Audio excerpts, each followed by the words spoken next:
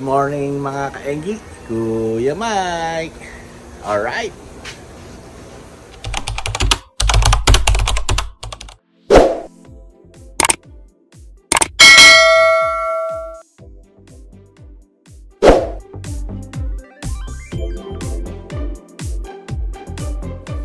Yun mga kaenggi, ito yung ating probiotic to. Gagamitin na natin siya mamaya dahil ay magwa-water change.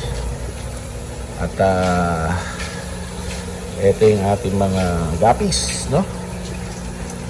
Ito yung dalawa nating ARC, no? O ARC or African Australian Red Claw, no? Yan tayong ating mga guppies. Yan, no? So water change day tayo ngayon. At tara, samahan niyo, oh. Alright.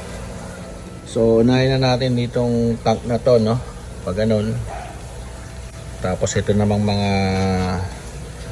black tubs, no? Tapos doon tayo sa kabila, no? At mamaya, no? Pakita ko na lang sa inyo pagka nabawasan na sila ng tubig, no? At wala tayong kasama para mag-video. Alright. Yun mga kaenggi, no? So nabawasan na natin yung dito sa top layer, no? Yan. Susunod natin ito naman, no? Tapos yung dito natin, yung mga tabs natin dyan, refill na lang yun. Dito pala yung mga fry natin, no? Grabe, nabulabog yung mga lamok. Ang daming lamok. Ewan ko ba? May mga laman naman to lahat, pero malamok. Alright. Yun mga kaenggi, no? So habang wina-water change ko tong tab na to, no? At may mga fry na. Ayan, no? So hapon wala pa yan. So nag-drop ngayon, no? So meron tayong dalawang trio dito ng feeder. So ayan. Feeder. Alright. Tuloy na lang natin. Tuloy pa natin yung pag-water change, ano? At balikan ko kayo kung may mga nakita tayo mga good news. Alright. Mga kaenggi, ayan, natapos na natin sila bawasan ng tubig, ito. So, dito naman tayo, mga kaenggi. Ayan. So, ang water change lang natin ngayon is gapi, no? Yung mga arawanan natin, bukas na yan. Alright. Yun, mga kaenggi, so tapos na tayo dito, no? Pinabawasan lang natin ng tubig yung ating mga crayfish, no? Para may bago silang fresh water. Yan. Tapos ito na yung next natin. After that, refill tubig. Lagay na ang probiotics. Yun naman, no? Probiotics.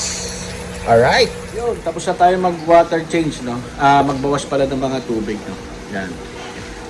Yan, no? At pinapakin tayo ng lamok, no? Anyway, no? For the love of the hobby. At ngayon, magre-refill na tayo ng tubig.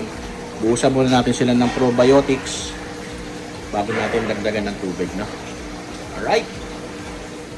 Yun, no? So, ito yung ating probiotic. Tatakal lang tayo dyan, no? Yan. Tapos, ihahalo lang natin to doon sa ating mga isda. Tangke, actually. Yan, no?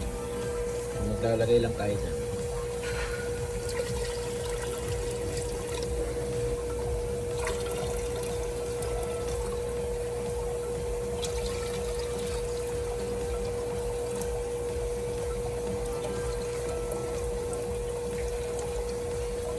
Yan, tapos hahaluan na natin yan ng tap water.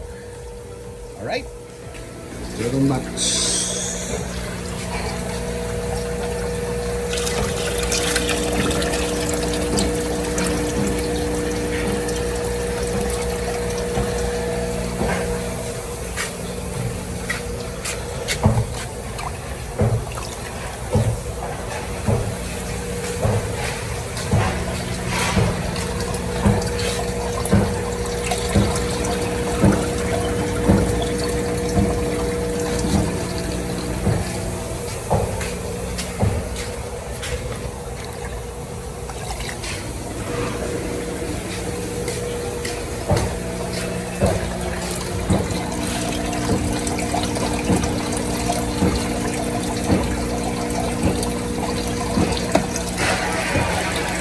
Yun.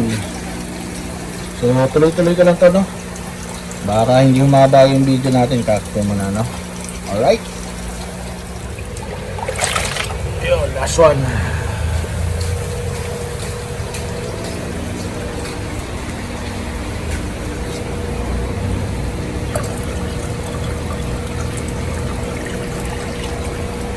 Alright. So mga kaingi, nalagyan na natin lahat, no, ng probiotics, no? Yan, no?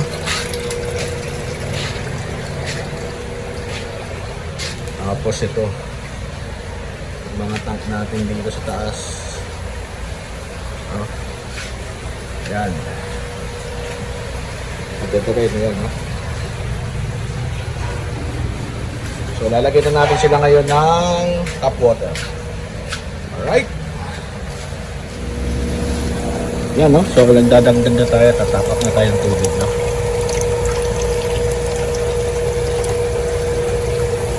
Mahina lang dyan kasi nga maliit lang yung tangke, baka mapulabog. At meron yung mga price, no? Ito nga pala yung ating full gold, tapos yung ating tuxedo koi. Ito yung ating EBM, walang kapares dyan, no? So baka naman, no, dalawang female yan naiwan sa akin. Alright.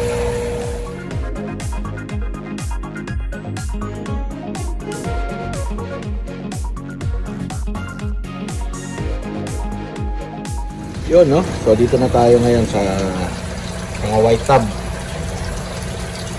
Alright. So ayan mga kainggi, no?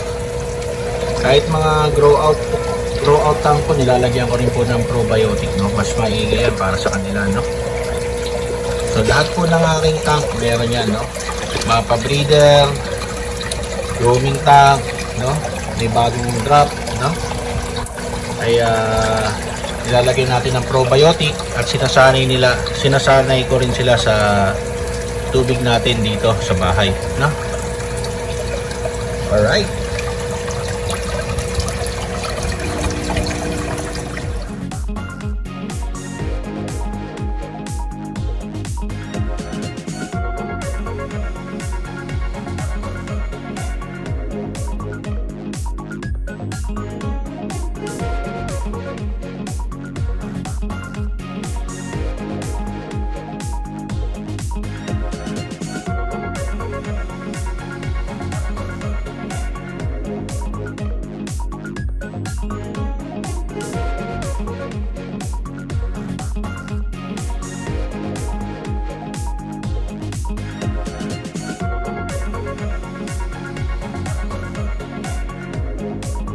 Yun mga kainggi, no? So tapos na natin sila punuin ng tubig, no? At inoobserbahan ko na lang sila, no? At dito po yung ating Blue Dragon, no? Ay naglipat tayo ng mga fry dito, no? Yan, bakati na to eh. Yan. So ayos naman mga alaga natin at kahit malamig ang panahon ay nagbubugahan sila, nagda-drop, no? Kasi nga sa gapi, pagka malamig ang panahon, medyo prone to sakit. At the same time, paminsan hindi sila masyado nagbi-breed, no? Kaya yun, no? Tamang-tama rin yung ating probiotics na ina-add sa ating tubig para sa ating mga alagang gapi. Kasi nga po nagpo-provide siya ng good bacteria, at the same time mga vitamins para sa ating mga isda, mas tumibay po sila, no? Alright, so ito yung na-consume natin, no? Halos may kalahati pa bago tayo magtimpla uli ng panibago na probiotic, no? Yun!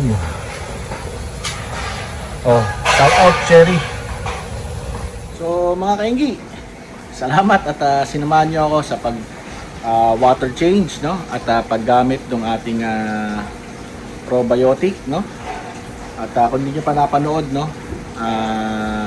Diniscuss ko doon sa kabilang video, no? Andun yung nagtimpla tayo ng probiotics para sa ating mga alagang gapis. Alright! Yun mga kainggi, alam na this. Bye bye. All right.